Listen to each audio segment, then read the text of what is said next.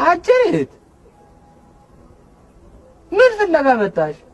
ሚኒመም ፕሮግራም ያስፈልጋል። ምን ማለት ነው? አዲስ የሽግግር መንግስት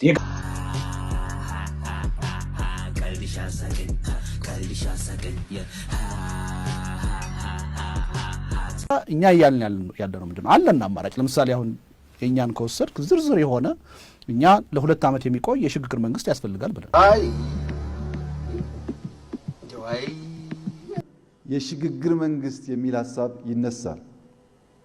ኢትዮጵያ ውስጥ ከእንግዲህ በኋላ የሽግግር መንግስት አይኖርም። ኢትዮጵያ ውስጥ የሚኖረው በምርጫ የተመረጠ መንግስት ብቻ ነው።